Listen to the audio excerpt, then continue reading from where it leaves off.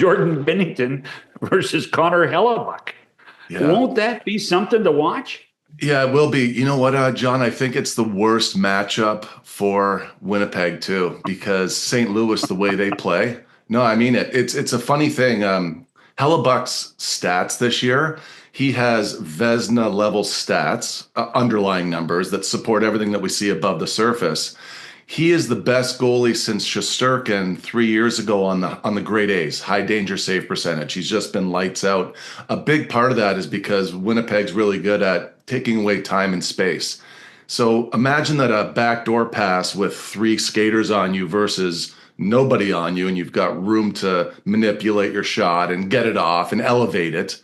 Well, he plays in a really good environment, but the one caveat to this is he has the third lowest save percentage on the mid danger. It's the strangest thing I've ever seen. So a mid danger is more like a layered screen from the point, a simple deflection, a broken play from a point shot.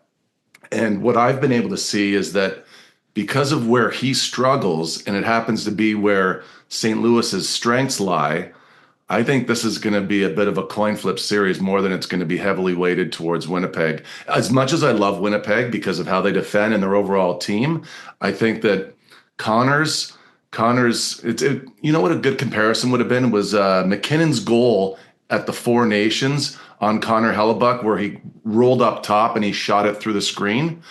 It was the same way that Colorado gave him fits last year in the first round. And it was everything was from up top, and it was coming through garbage.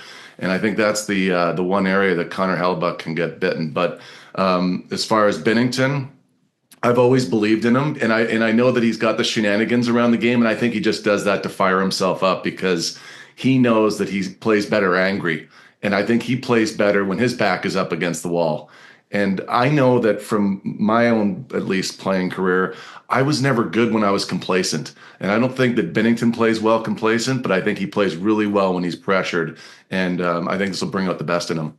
But you do an amazing job explaining analytics to us non-analytics guys. But does he have a predictable book when it comes to analytics, Binnington? I could see Connor Hellebuyck having a predictable book. I don't see Binnington having one. No, the funny thing about Binnington is up until this year, he was top five almost every year over the last five. He's always been right there, and he's a really good rush goaltender. He's very good off the rush. This year was an off year for him before the Four Nations, and then obviously they went off. He carried that coming back. And I think that, knowing him, he probably felt like, how can I win the Four Nations and not get this team into the playoffs? Like, it would take away from what I did. And again, I think that he knows how to just put it together. And the book on him is, it's not as easy as the other goalies. Some goalies are easy pre-scouts. And the way I look at a pre-scout oftentimes is where does a team have their strengths offensively? Where does the opponent struggle defensively? And does the goalie line up with those deficiencies? And I mean, I do it every night for Ranger games, and it just kind of carries over into everything else I do. And then I just watch a ton of video. Like when I joined the Rangers, John, we had the lockout 04-05. And Benoit Allaire, he gave me 10 VHS tapes of Sean Burke. And he said to me, going into that lockout year where we were in Hartford playing in the AHL, and we knew we weren't going to go up or anywhere for that matter. But he said, if you can learn how to play these sequences off the rush, in zone, the way Sean Burke did, when he gets to his post, when he challenges, you'll play in the NHL someday. And I took those VHS tapes, and this is before Apple was even popular. And I went to the West Farms Mall in Hartford, and I got a converter that I could put the VHS into and then ingest it into my own computer, and I can edit video.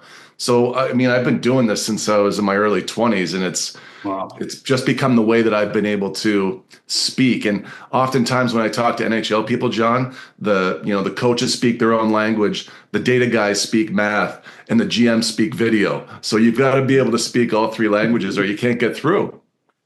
How do I speak to Berkey about that when I see him in a couple of days? How he inspired you or got you through that? Oh, I have not told him that story. And really? And I wish there was once I want to say 5 years ago, where I just cold called him and we reached out to do a presentation, and we never were able to line it up. And it was right around COVID is when it was. But I would love to get in touch with him. So maybe you can connect us, Darren. But it was Sean Burke. If not for Sean Burke and those tapes that I got from Allaire, because it was his time with him in Phoenix, where you remember how Berkey had that resurgence and he was just took off in Phoenix. He changed his game and I changed mine. And a lot of the genesis of this company came from that season, because I had Nick Fatio was our defensive coach.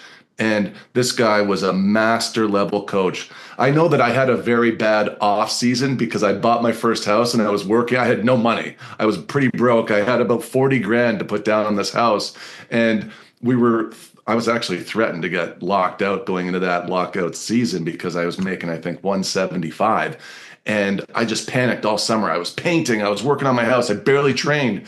But going into that season, our defensive system was so strong. The Royal Road that I oftentimes talk about, the line down the middle of the ice, because Nick Fatio would come in the locker room, he'd draw it on the dry erase board, and he would say, nobody is passing across this line, and nobody will skate across this line tonight. We're keeping the play on one side of the ice. And in our D zone, at the time, this was revolutionary. We would bring our weak side winger right between the hash marks, and that guy was our safety guy. And Nicky would just be all over us about our switches, and the puck never went from one side of the ice to the other. You can look at the 2 years I was in Hartford, Darren. We had 30 shutouts in 2 years.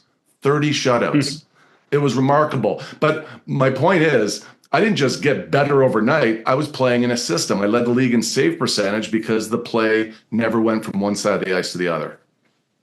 On the subject of the Winnipeg St. Louis series, so statistically, is it an even series goaltending wise, or does Hellebuyck still have some measure of it an advantage? Okay, so I would put it to you this way. If I was putting money on it, because of betting such a big thing now, I would bet on the Jets to win, because overall their body of work just speaks for itself. Defensively, best team in the league, amazing at shutting down the rush game. Hellebuyck's a great rush save percentage goalie. But I think, this is what I think. If you have a strong pre-scout, an NHL goalie should never steal a series in 2025. We're way past that. We've got way too much information now. And I think that most coaches are progressive enough to allow freedom in the slot area to not just shoot to score, where it's not your best chance. Now, shoot to score from the slot all day long if there's time and space. But if people are clamping down on you and you can fan out at the net, the pass is better. A 75% shot off of goalie's pads from the slot area to create a rebound to the weak side is better. A pass off a broken play can be better. If a goalie slides over on a strong side rebound and he's hovering over you, don't shoot it at him. Don't just jam it in the pads. And I think we're there right now in the NHL. That's why we're seeing goal scoring climb.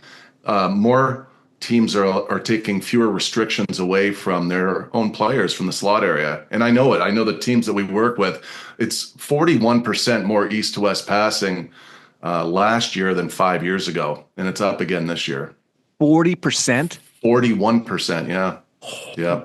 Wow. And Darren, fewer shots, clear sight from the perimeter, fewer from the points. Like, God, teams know. And everyone's looking for the magic number. The magic number is 7 or more high danger chances in a game with 12 or fewer low danger. Less feelers for the goalies. Goalies have never been required to make better saves without being warm in the game. I mean, if we took a poll of 100 goalies and we said, what's the biggest challenge of playing in the NHL right now? They would say not getting any easy ones and then facing a breakaway or a 2-on-1.